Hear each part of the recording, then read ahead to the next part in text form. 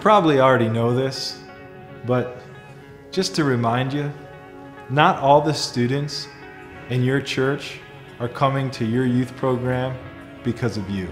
As hard as it is to admit sometimes, the brutal reality of it is that some students who come and participate in our youth groups come for reasons other than how cool we are, or how great we can teach, or how fun the events are. A lot of the students come because of parental pressure. You know this. They're there because their parents tell them they have to be there. Some teens come because it's a safe place. It's the only place they can find all week where they can just be who they are. Other students find faith in other faces, meaning that they look around the room and they see if other people can follow Jesus, maybe I can too. Some students, quite honestly, participate in your youth group and my youth group because it looks good on a college application. It looks good to be able to say that they were a leader in their youth group. Another reason why some teens come is because they're flat out bored. There's a lot of reasons why teenagers come and participate in your youth group. And when you ask the question, what did I sign up for? You have to be able to come to this realization that primarily you're there for 3 different roles. Number 1, the first role you play is that you are an advocate. You are to speak up on behalf of the teens in your church and community. The first role you play is to go out ahead and to positively be an influence for the teenagers in your church and community.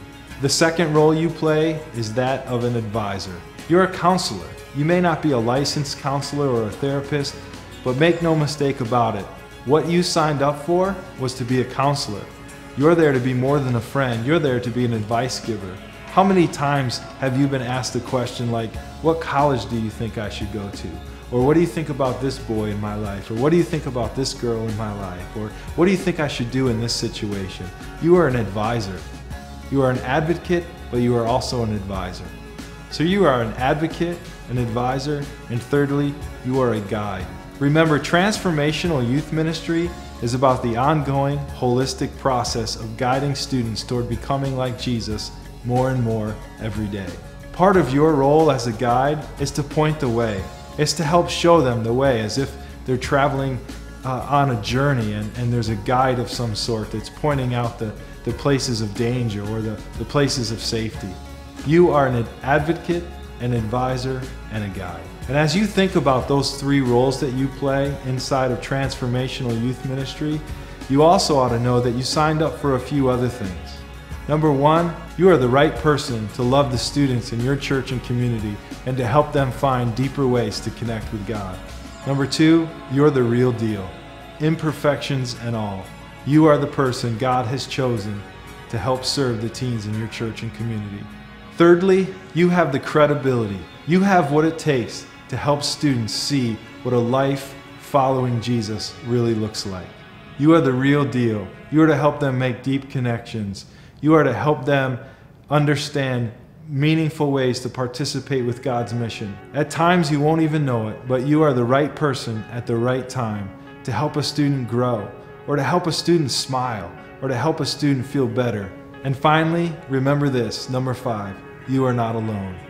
There are people all over North America, all over the globe, just like you, asking the question, what did I sign up for? Remember that the Holy Spirit goes out before you, and the Holy Spirit does the work. The Holy Spirit does the comforting. The Holy Spirit does the guiding. The Holy Spirit does the challenging and convicting. The Holy Spirit ought to be guiding you and me, and that ought to remind us that we are not alone. So it doesn't matter why students come to your youth group, whether they're bored, or whether their parents make them come, or whether it looks good on a job application or a college application. But what does matter is that you remember your roles, that you are an advocate, an advisor, and a guide.